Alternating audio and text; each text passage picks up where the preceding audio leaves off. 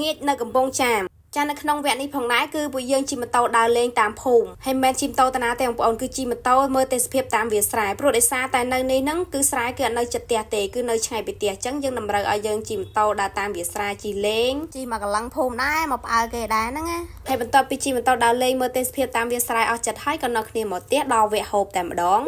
ហើយនេះគឺជាមុខម្ហូបដែលយើងធ្វើហើយយើងហូបតែម្ដងព្រោះដោយសារតែយើងធ្វើគ្រឿងក្រៅសពគ្រប់អស់ហើយនៅពេលថ្ងៃមកមើលសកម្មភាពពេលព្រឹកឡើងនៅពេលដែលយើងភ្ញាក់ឡើងនោះគឺឃើញបន្លែឃើញនំអីនៅពេញលើក្រែអស់ហើយគឺដោយសារតែអ៊ំក៏ទិញឲ្យយើងនិយាយទៅទិញបន្លែដើម្បីឲ្យយើងមកធ្វើម្ហូបហូបនៅពេលថ្ងៃទៀតហើយចំពោះបាយពេលព្រឹកទៀតគឺសាច់អាំងដែលនៅសល់ពីល្ងាចហ្នឹងយើងយកមកអាំងហើយអ្វីដែលជាពិសេសនោះគឺប្រហុកដែលនៅសល់តាំងពីម្សិលដែលយើងមកដល់ហ្នឹងគឺនៅសល់ហើយបើយើងក៏យកមកហូបទៀតនិយាយទៅហូបឡើងអស់ហ្មងហើយយូរមកលេងផ្ទះគេម្ដងសកម្មដែរលាងចានលាងអីរៀបចំបន្លែធ្វើម្ហូបធ្វើអីហ្នឹង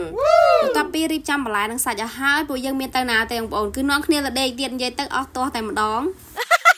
គឺដោយសារតែអត់មានអីធ្វើដល់ពេលភ្ញាក់ឡើងមានណាអ៊ំធ្វើម្ហូបឆ្អិនបាត់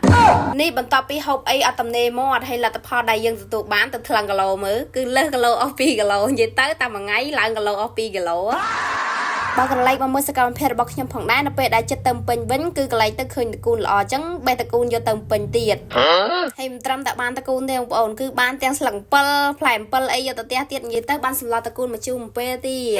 បន្ទាប់ពីដេកបានមួយយប់ពួកយើងក៏ត្រឡប់ទៅភ្នំពេញវិញហើយនៅក្នុងវីដេអូនេះផងដែរគឺខ្ញុំសូមអរគុណទៅកាន់មិត្តភ័ក្តិរបស់ខ្ញុំហើយនិងអ៊ំប្រុសអ៊ំស្រីដែលទទួលពួកយើងដោយរាក់ទាក់មានអីហូបគ្រប់មុខគ្រប់ម៉ោតំងទាំងដែលពួកយើងមកគឺអត់មានយកអីមកទេមកនោះគឺមកលេងតែម្ដងមកលេងគឺមកលេងមែន